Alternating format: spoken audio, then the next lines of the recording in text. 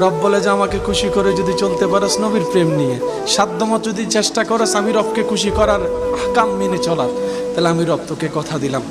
তোর ঘরের দায়িত্ব আমি রব নিলাম, তোর সুস্থতার দায়িত্ব আমি রব নিলাম, তোর পরিবারের দায়িত্ব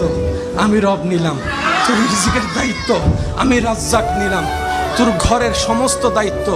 আমি রব নিলাম, তোর বউয়ের দায়িত্ব আমার, তোর সন্তানের দায়িত্ব আমার, তোর ছেলে মেয়ের দায়িত্ব আমার, তোর মেয়ের বিয়ের দায়িত্ব আমার, তোর নাতি নাতনির দায়িত্ব আমার, তোর পরিবারের দায়িত্ব আমার। শুধু তাই নয়, তোর ব্যবসার প্রতি আমি রবের রহমত থাকবে, তোর চলার প্রতি আমি রবের রহমত থাকবে, তোর জ্ঞানের প্রতি আমি রবের রহমত থাকবে। তুই রাত্রেবেলা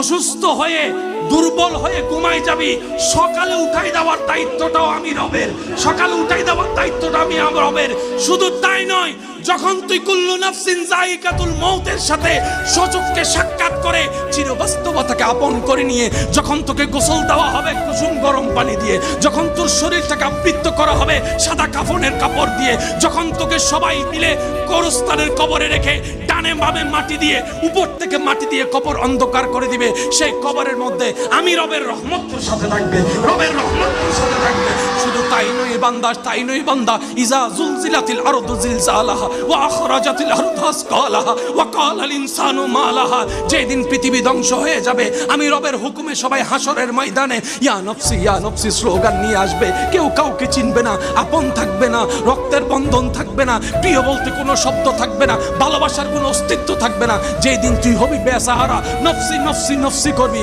তখন আমি আল্লাহ তোকে রহমতের মাধ্যমে স্মরণ করব, তোকে রহমতের মাধ্যমে স্মরণ করব। যখন শরীর সূর্যের উত্তপ্ত তাপ তোর শরীরকে জ্বালাই ফুরাই ফেলবে, আমি আল্লাহর আরশের নিচে তোর ছায়ার ব্যবস্থা করে দেব। সুবহানাল্লাহ। ওই পুল সিরাত যেটা পার হওয়া